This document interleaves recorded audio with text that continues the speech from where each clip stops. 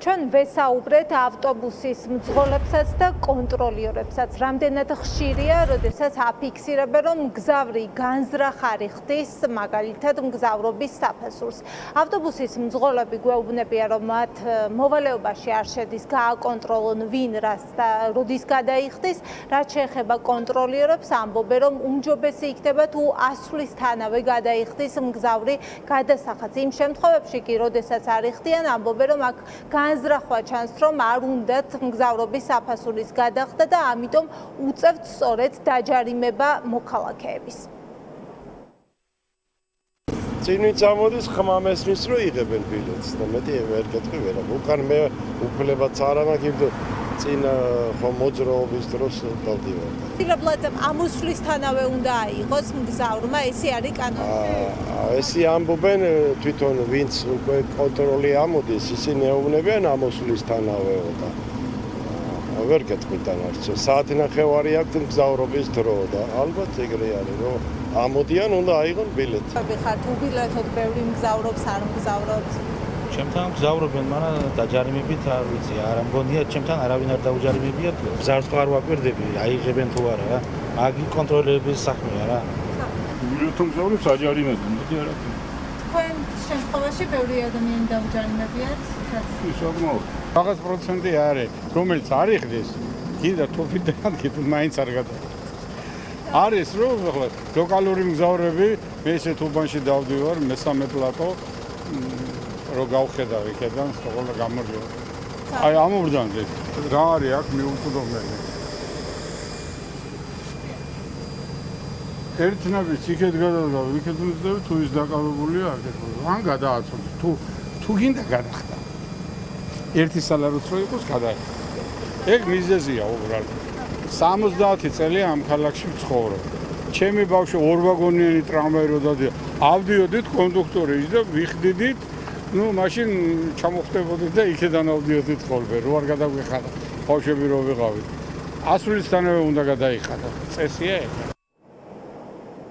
მგზავრების ნაწილი კი თვლის, რომ კონტროლიორები ჩასაფრებულები არიან და მათი მოტივაცია, რაც შეიძლება მეტი მოქალაქე დააჯარიმონ. გვიყვებიან საკუთარ გამოცდილებაზე, რომ რიგ შემთხვევაში აპარატი არ აღიქვამდა ბარათს, თუმცა კონტროლიორმა მათი ეს ნათქვამი არ გაითვალისწინა და მაინც დააჯარიმა.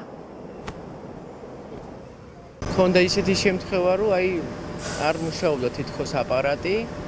მეგონა რომ დავაფიქსირე და იმ წუთას ჩასაფრებულები რო არიან დაგდებენ უკან ყოველ ნაბიჯში. მეუბნეოდი მე გადავიხადე, ვნახე ამ წუთას რომ თითქოს დაფიქსირდა, მაგრამ არა. მე რამდენი საქართველოს ბანკში დავრეკე, გავარკვი და მოვასმენე, რომ ნამდვილად გადახდილი მქონდა და ნამდვილად დაფიქსირებული.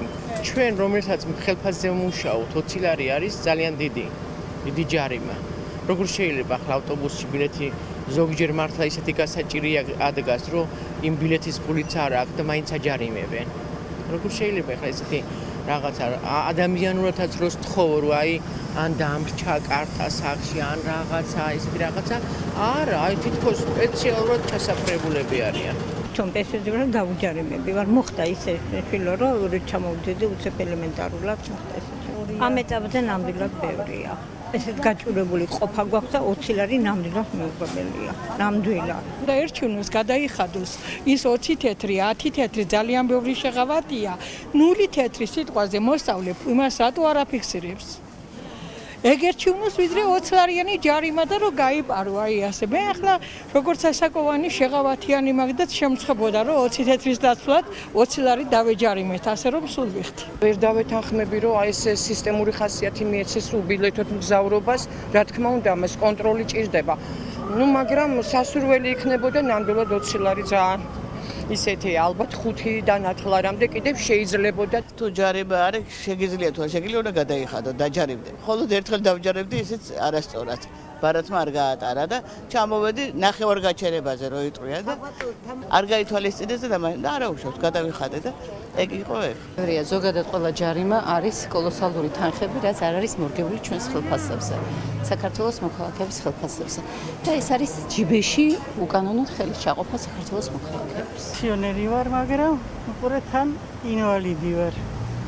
ჩემისთანა უბილეთოთ რომ ნახონ არ უნდა ჯააჯარიმონ არ მით უმეტეს მაქვს 20 თეთრიანს ვიღებ ყოველთვის მაქვს ბილეთი მაგრამ მაინც არ უნდა დააჯარიმონ